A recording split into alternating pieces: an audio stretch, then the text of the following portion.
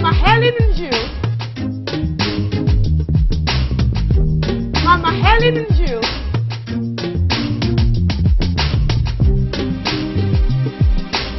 Mama Helen and you. Mama Helen and you.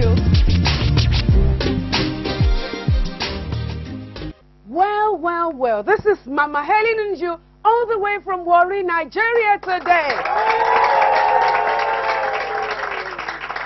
Well, this is actually congratulating Nigeria being 54th today. And we are saying all the way from Warri, Nigeria, the African Broadcasting Network, we are all saying Happy Independence Day.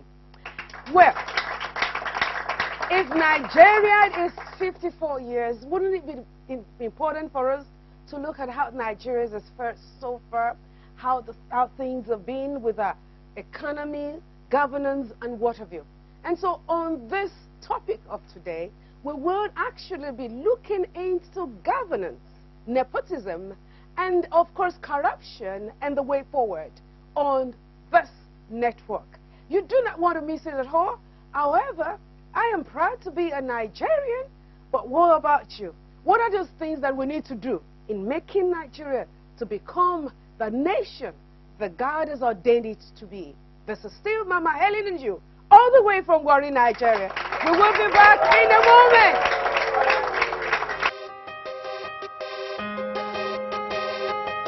Most of other clients that we look up to have got their own challenges, and today they are there.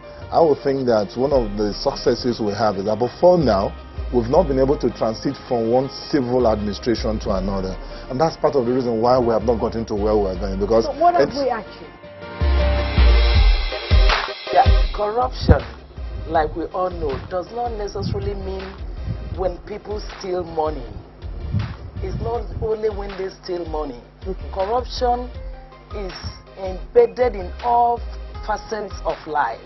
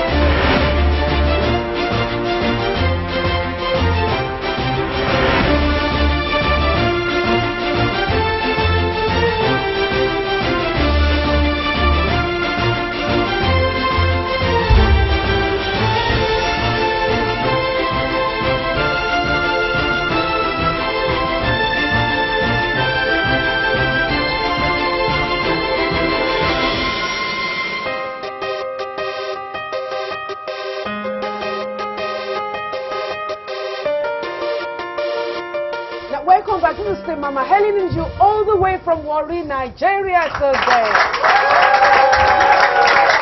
Yes, we are excited. After all, Nigeria is 54 years old, and it's saying Happy Independence Day from African Broadcasting Network, and then of course Mama Helen and you. Now, there are some things that we want to look at that we believe that will be of importance to this nation. If we're 54 years old, there are things that are expected that we must have experienced as a nation. In other words, economic growth, industrialization, if there is any at all, and then of course the unity, because to call it Nigeria, what brought it about? The Nigeria project. What makes us Nigeria? And how did we come about this independence? Anyway, with me to deliberate on this topic today is no other person than my first handwrite, Mrs. Han Orumadem. Mrs. Han Orumadem is actually the Special Assistant on Poverty Alleviation to the government of Odunaha, Delta State, as a matter of fact. wouldn't you agree with me that she's really an African, woman? She looks very good. What doesn't she? I mean, this is the AGN itself speaks for it. Thank you. Okay, and of course, next to her today is no other person than Mr. Isituan Emmanuel, who is the head department of political science, College of Education. We award. Thank you, Mama. It's really nice having all of you on set. Thank you, Mama. Lord Lugard did something years ago, bringing in the North, South, and East together. And today we have Nigeria. What do you think about that? Well, Mama, I'm so excited to talk about this because, we are talking about the Nigerian project. Yes. God has not made any mistake for bringing us together as a nation. Even when we go outside this country, nobody asks if you are a Christian or a Muslim. What they ask is, where are you from? And then you say, I am from Nigeria. And if there is anything that gladdens my heart, is the fact that I know that we may have been going through a lot as a nation, but the hand of God is strong and mighty upon Nigeria for good. And Nigeria must surely succeed. Nigeria must surely succeed. Awesome. Did Lord Lugard make a mistake? Well, if you want to look at it from the political point of view, there might have been reasons why Nigeria was amalgamated. Some persons said it was because of the economic interest of the colonialists who was trying to use the surplus in the South to roll in that. So many stories have been said. We've had a checkered history. But what comes to my mind is the recent experience we had in Nigeria. There's this, every Nigerian group wants ascendancy. Everybody wants to be on top. And so we've been having this push and pull. But recently we have a national conference. And most pundits thought nothing was going to come about it. But I'm surprised, in affirmation to what Madam has said, that today everybody from all parts of Nigeria, the East, the West, the North, actually start to discuss about Nigeria. And why some persons were saying nothing was going to come out of it. Surprisingly, they did come to an agreement. And so I think that Nigeria has a future, if we have to go by that. Nigeria has a future. We're 54 years. I mean, when a man is grown up, to that age, you want to sit back and say, well, I have been able to have this manner of achievement or what so. What would you consider as part of the things that we can boldly proud of as a Nigeria that we've been able to achieve in the last 54 years? Mama, we have achieved so much. First and foremost, we have a democracy, a democratically elected government. Every nation in the world clamors for it because there are a lot of benefits for being a country that is governed by that is what it is. And so, asking of what we have achieved, I know for sure that Nigerian project, like we have earlier said, will not be complete if we don't talk about those things that seems to divide us. But I think that the things that seems to unite us are more than the things that seems to divide us. Okay, she's just made mention of the things that seems to bring us together as a nation. What are those things? Could that also be referred to as part of our achievement? Yes, democracy, but the concept of democracy is so wide that if we want to dissect it, because of it, but I won't want to look at it from a professional point of view because I'm a political scientist. I want to look at it from the angle of the fact that yes, there is a democracy, and democracy is not something that's the same everywhere. It grows. Most of other climes that we look up to have got their own challenges, and today they are there. I would think that one of the successes we have is that before now, we've not been able to transit from one civil administration to another. And that's part of the reason why we have not gotten to where we're going. Because so what have we achieved?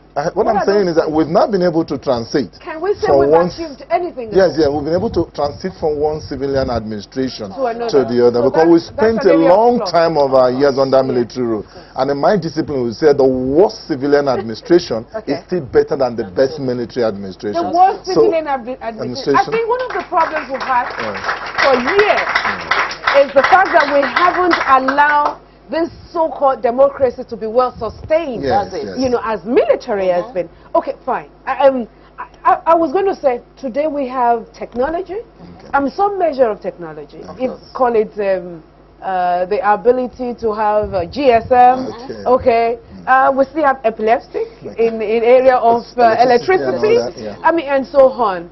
But nevertheless, as a Nigerian, talking to me now, I am proud being one, and I want to remain to be so. But there are many factors that would want to make one feel a little bit, not so comfortable being in Nigeria. And this is the whole essence of this topic today. We're looking at nepotism, corruption, and then, of course, before we get into governance. So, nepotism. What is it? What's the definition?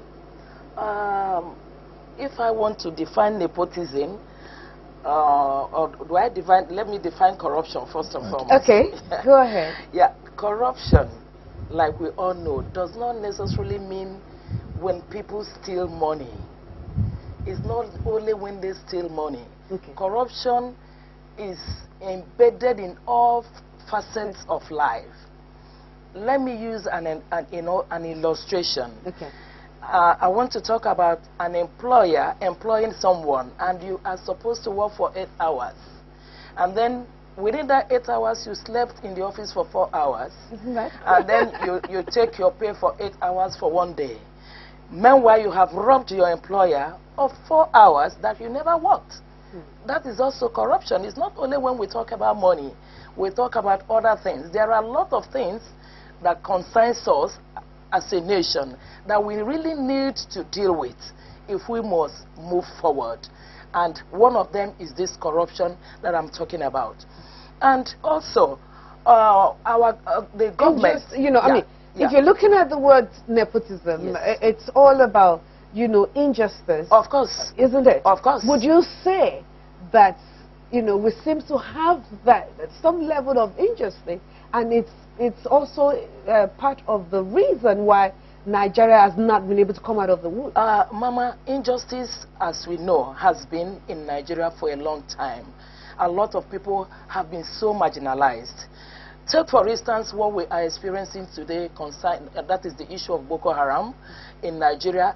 I also know that the leaders of that region also neglected their responsibility as leaders of that place at a time when the powers were in their hands to be able to impact on their people and also help them, because when you empower people and they are occupied, they have something to do, no one will abandon what he has to do and go for something negative. And we're also seeing the area where people, our youths, they finish from school, they don't have a job, and then you have them roaming the streets. And I don't mind, they say it's the devil's workshop. And of course, injustice is not even only in the north, even in the south here, where we have the militants agitating for a good condition of living. You have, we have oil spill, we have companies drilling oil there, and they are not even building schools, they are not building hospitals, they are not giving scholarships, they are not doing anything for the people, and yet the people don't even have farmlands to farm, and then they feel marginalized. They feel marginalized. Yeah, of course they feel marginalized. May I, you've said it all, all through, but I want to come in, and I would want Emmanuel to say something concerning this. If the bane of corruption has to do with the fact that a man, a human being, is ever wanting, and it is never enough, then how would you look at the issue of Nigeria as a nation?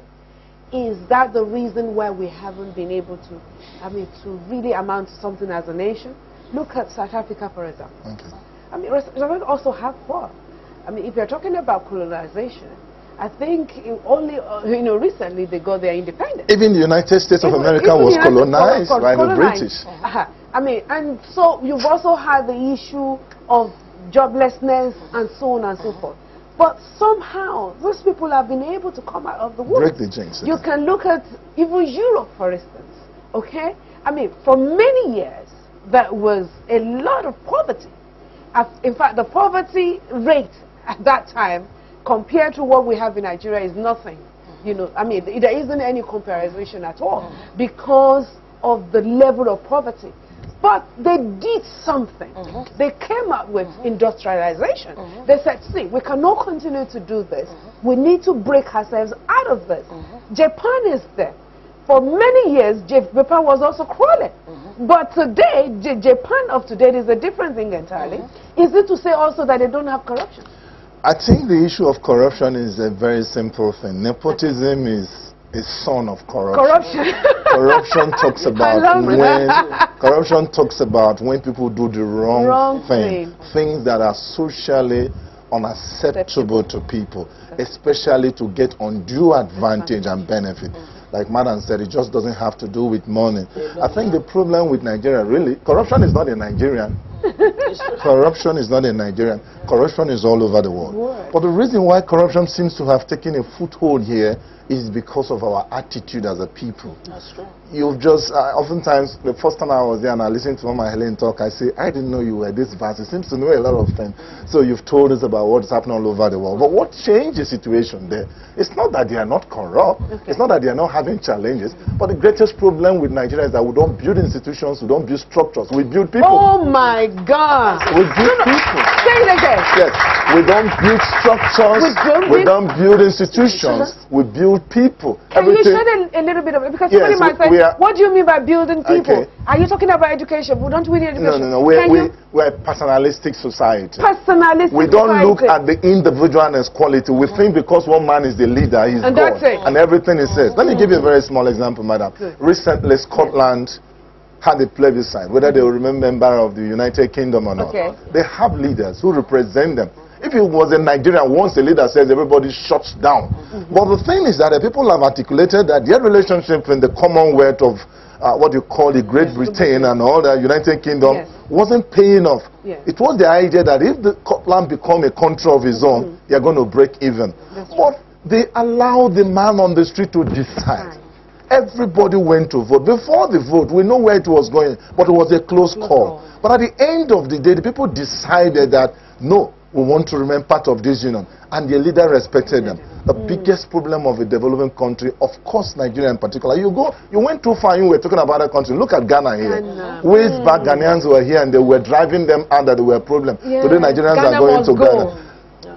The problem with Nigeria is But Ghana has come down now. It's about merit. It's about merit and ascription. That you're qualified for this. You merit it, you're given there. In Nigeria, ascription. My brother is a politician. My sister is a governor.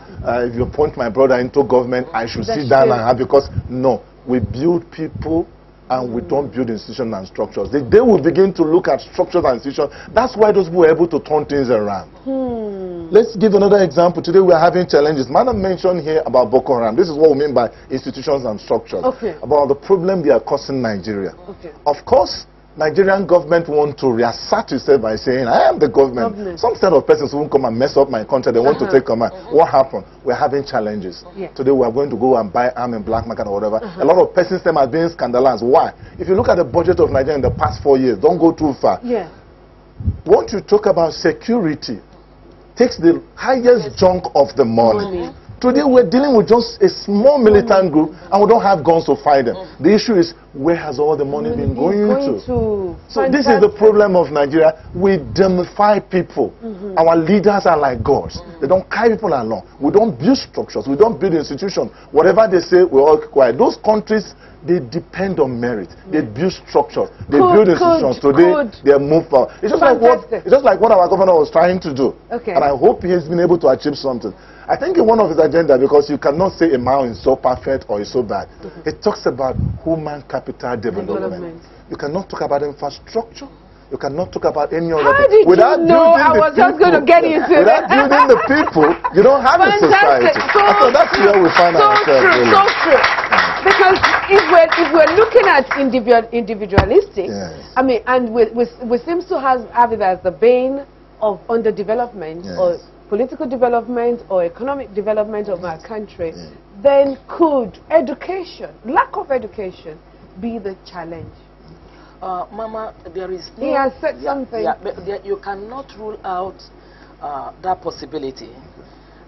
If you educate a person, you open so many doors for that person. If we must shut the gates on poverty, our people must go to school. Because that's the only weapon they have. Because a man that is educated knows it all. He may not know it all, but he has, you know, an advantage over someone who is not educated. Because at least he can read?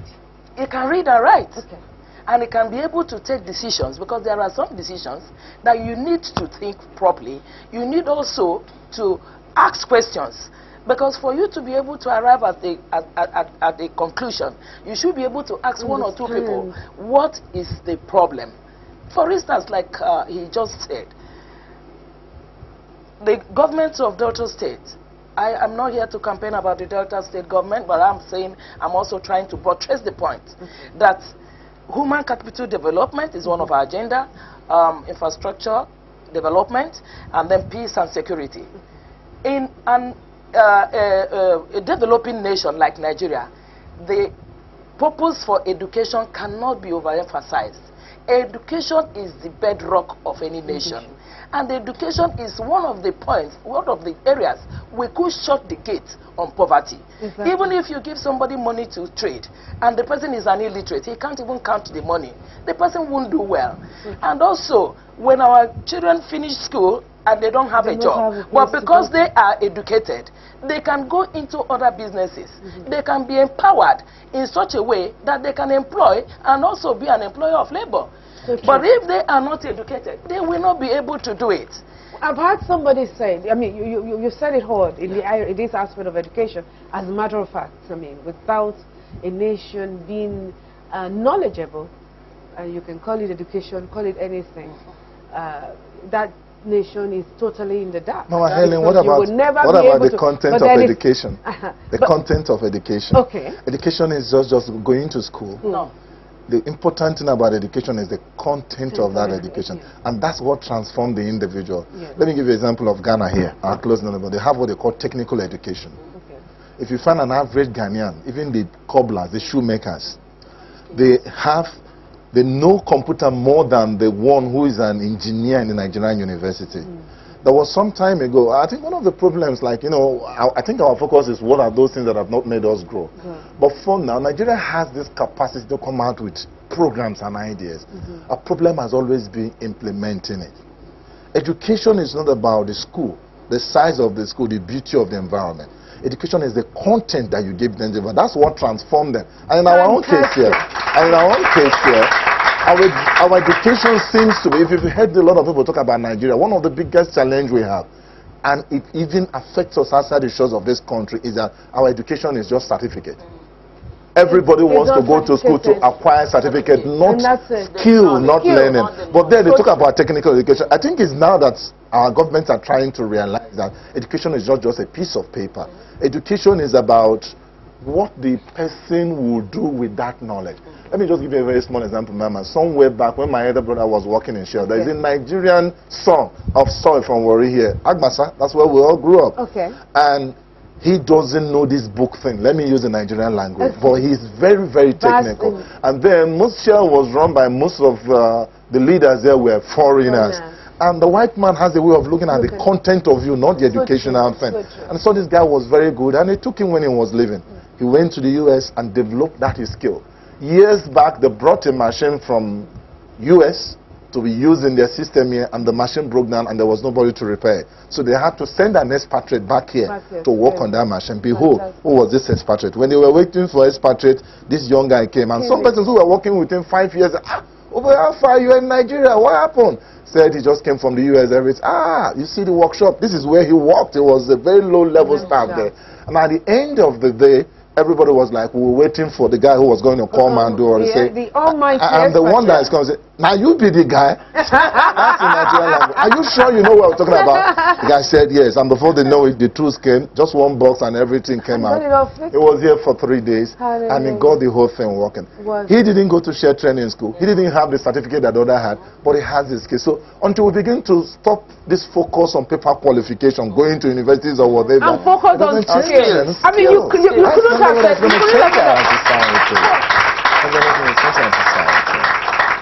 So put this Nigerian nation back on track, as we've been heard. It's for us to focus on skills, play down on those things that do not seem to bring us together, but focus on things that brings us together.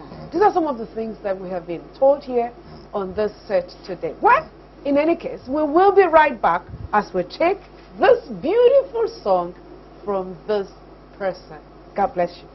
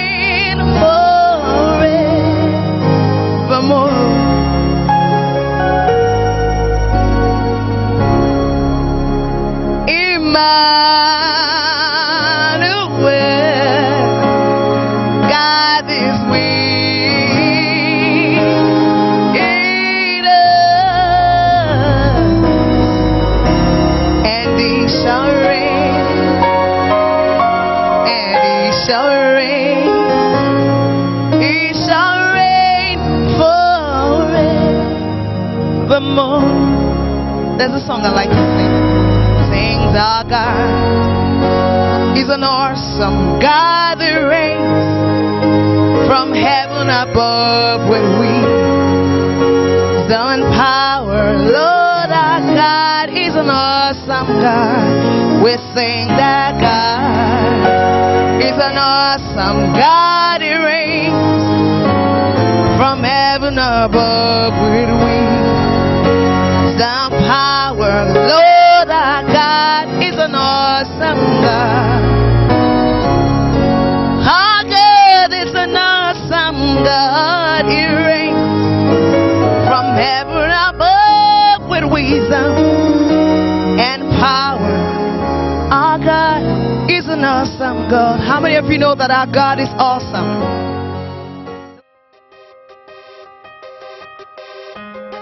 Corruption is not just the major thing. One, we have had national development plans. Did we ever follow through? Did we implement these plans? Even it is said that a man, a mumu with plan will dust a professor without a plan. Now, if we have a plan, just like he has said, and we have already been having plans, and every government that comes take it a step further, we won't find ourselves in the woods. What we do is that we glorify people. When a person wants to come into political office, he tells all the story.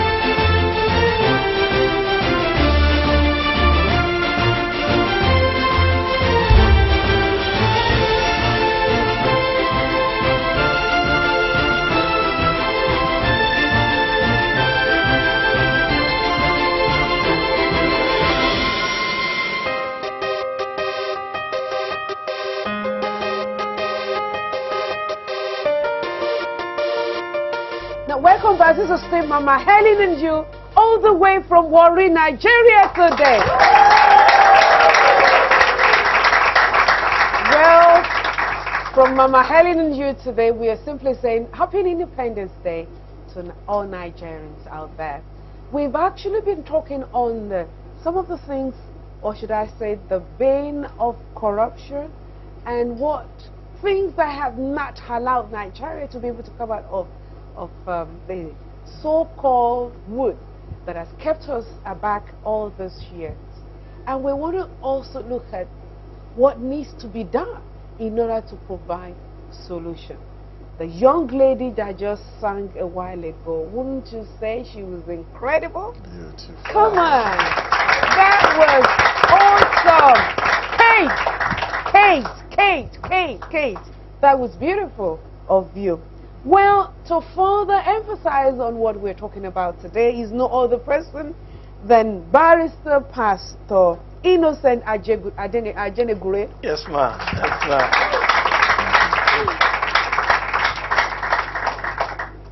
Pastor Innocent, who happens to be a barrister as well, is a dynamic human being. He is a politician as well, I know, so he is actually well qualified to deliberate on this. And then, of course, still with him is no other person than Mr. Isiton Emmanuel, who you already know. He is in charge of political science at College of Education, Warri.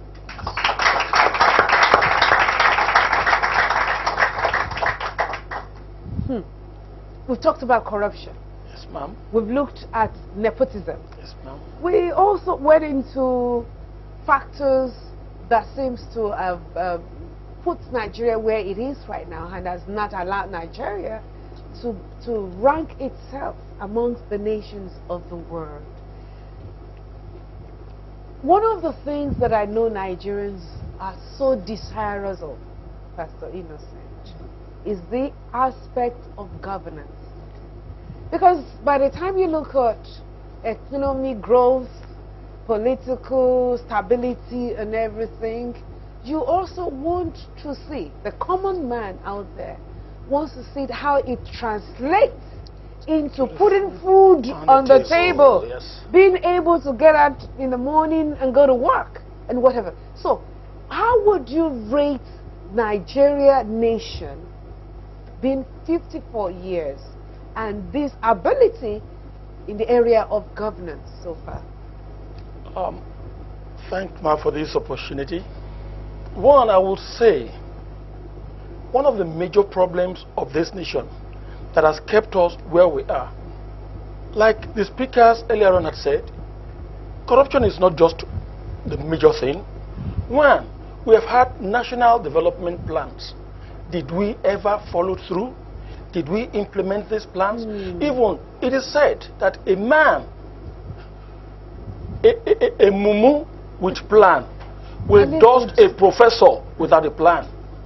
So if Nigeria, even as bad as the plans may be, if we had followed through and implemented, we will have seen major shift from where we are to where we want to be. We have Vision 2010, Vision 2020. We have the National Development Plan of 1972 to 1976. All this have been there, and none has been fully implemented. None has been fully implemented. Awesome, awesome. You're quite right. We're going to come back to you in a moment. But I want to go to Emmanuel. And the aspect, the area that I would want him to help unravel for us is, is having to do with what you've just talked about now. We transcend from one government to another. But the challenge we've always had is having to continue with what the past government has done or doing. What would you have to say concerning that? Well, Mama, we're saying the same thing, back to what I said before. Building people and not institutions and structures. Government comes, government goes, the system stays there. Now, if we have a plan, just like he has said, and we have already been having plans, and every government that comes take it a step further, we won't find ourselves in the woods.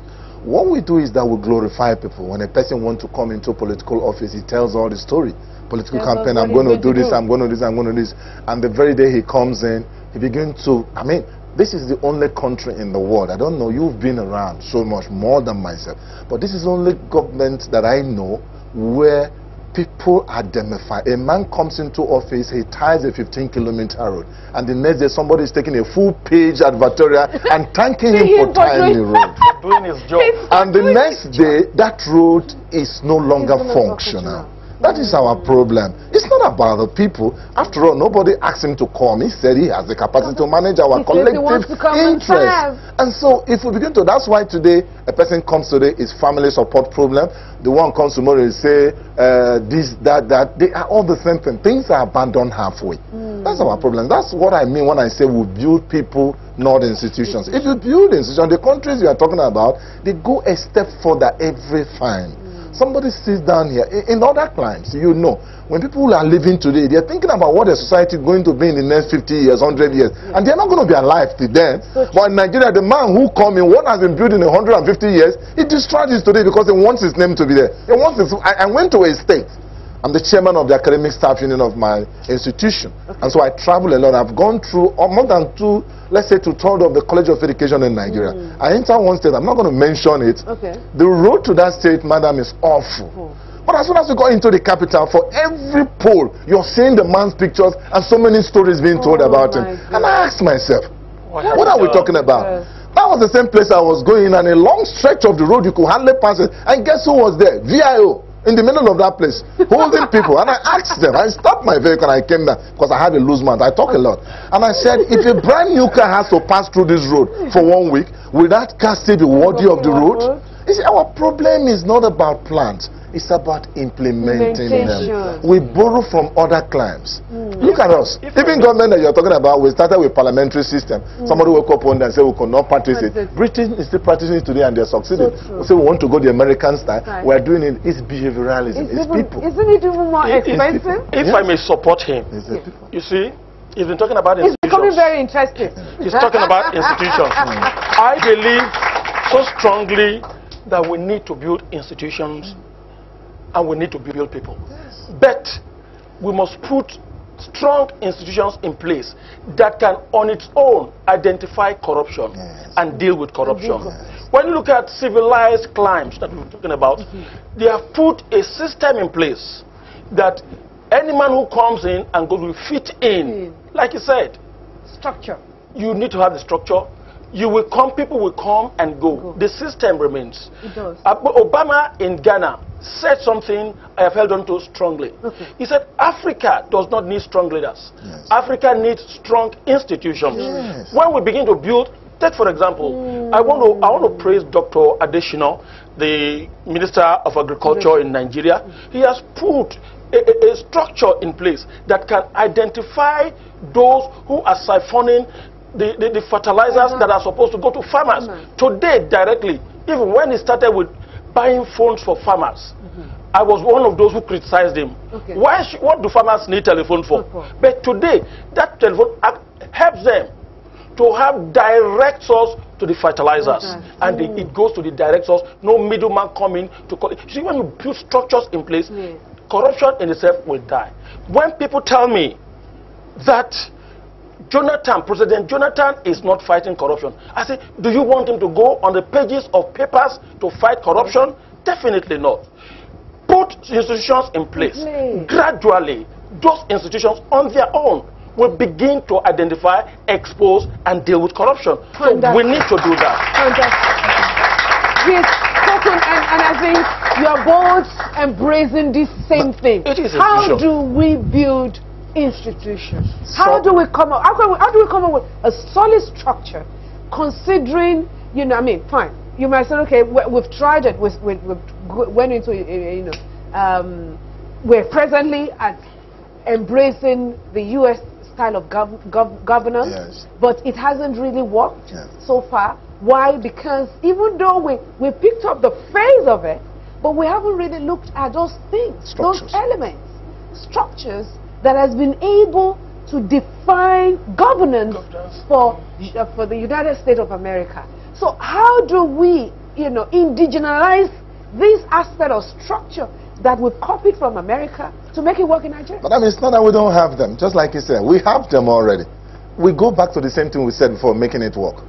How do we institutionalize you know the first thing I said? I remember I said, we have this I know I said corruption is not a Nigerian. The reason being that corruption is under clients. But when you are corrupt, you are dealt with. Yes. That's the structure, that's the institution. There was a time the EFCC, Economic and Financial Commission, was commended by UN Secretary of State, Ms. Hillary Clinton, as being very, very functional. Then the fear of EFCC was the beginning of wisdom.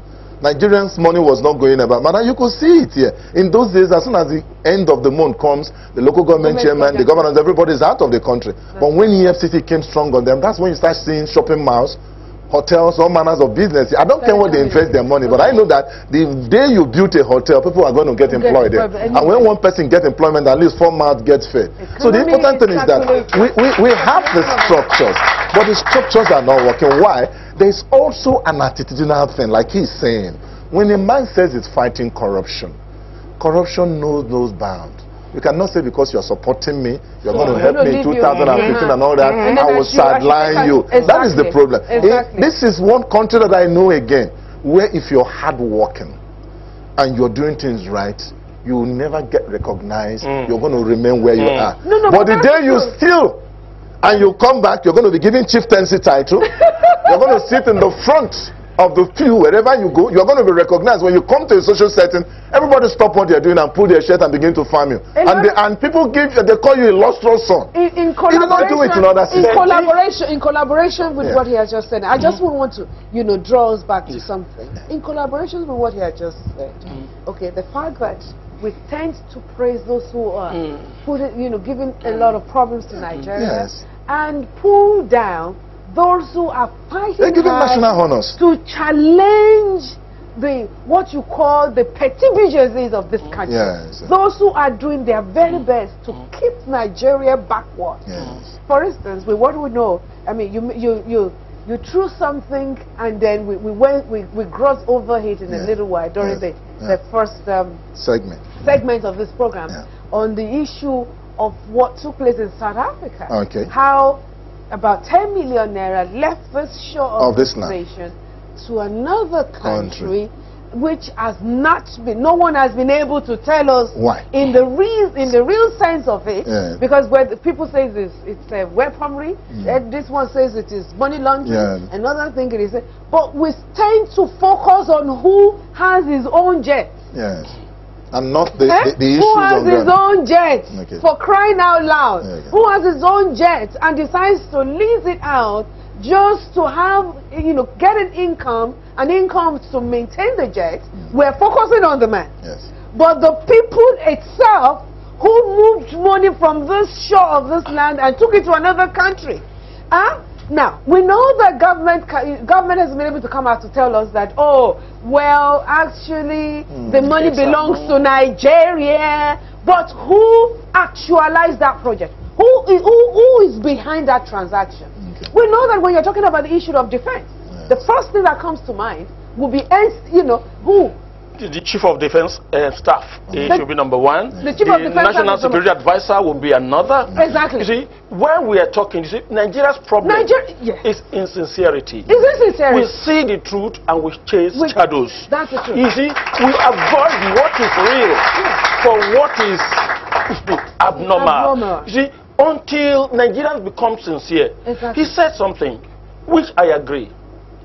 One, EFCC was biting then, but EFCC was an institution that was abandoned, and a strong leader in the form of Malam Nuhu Ribadu was put there. All focus was then on Ribadu. You were building the person, not the institution. As at that time, I even cried out that the law should be amended in such a way that even the president will not be able to remove the chairman of EFCC. You see, but all these things were sidelined. Nobody looked at it. So a president can determine who to be, and he can remove at will. Eventually, the death of EFCC was by Obasanjo, true whether we like it or not. EFCC was functional at that point. It was not just rebelled as an individual. It was that the world acknowledged that we have a graft institution that was working. But what key EFCC, Obasanjo wanted a third term. And so he began to use the EFCC to winch on his political opponent. And that's what led to the death of that. I heard Hillary Clinton saying when EFCC was functional, we're saying, but today, they no longer bite, they no longer back. So, like you said, it is an institution. And as I said, until we begin to look at people who do evil and give them what evil people get, Nigeria will move forward. Exactly. I'm a teacher. I tell a lot of stories. My students know that when I teach them, I give the simplest of examples that they can relate to. I'll just give you something that talks about where we are coming from. In the days past, when I was a child growing up, everybody in the village knows the good man and the bad man. They know the one who is rich in the right sense of it. Children are not allowed. You don't need anybody to, if they give you biscuit there, you don't eat it. People know they are society. They relate to you in the society, but they know this man's money is evil. Today, everybody will encourage their children to go to that man's house. He's doing birthday because he's that. In Benin City, one of the places where people travel outside the shores of this country a lot is Benin. In those days, this Owebo syndrome was there. A young man left the shores of this country. In a very short time, he came back. And when he came back, he came with so much jeep and everything. You need to see the things that the young man brought back. And they raised it into the father's compound. And the old man came out.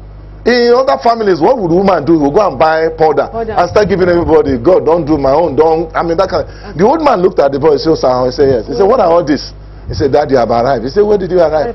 Which day did you go there, bro? Is there a tree that grows money there? Before I die my old age, come and remove this thing in my compound. The man continued to shout. People were saying, what's wrong with him? He said, remove this thing so that I can die in peace with my God. There is nothing that makes money in those countries. You that could not get a school certificate here, you just got by. If everybody there was doing it, the man refused to be sucked into the kind of mentality that Nigerians are. In other persons, they will go to church and tell the wrong story and give thanksgiving and have a concept. Until we begin to accept evil for evil and good for good, Nigeria is not going to move forward. So true. And we are the problem. I say we. Why do I say so that we? When you are given political appointment, it is the villagers, the community members that will tell you it's your turn to eat from the government. Yes, it is what. It's our turn. It's our turn. It's our turn syndrome is what operates in Nigeria. So when I go into power, or when somebody gets political appointment, and he has not done anything in his village, he has not been able to build a big house. How can you abandon our community when you are in power? Get back to basics. The people. There must be a reorientation of the Nigerian set.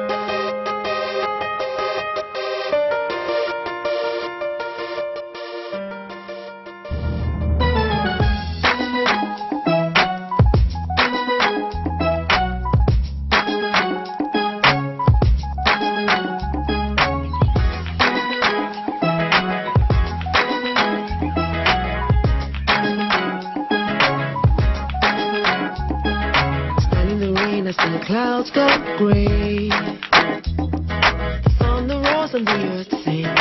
Season's just beginning. Sunlight it hides as the clouds make way for the pouring of my blessings.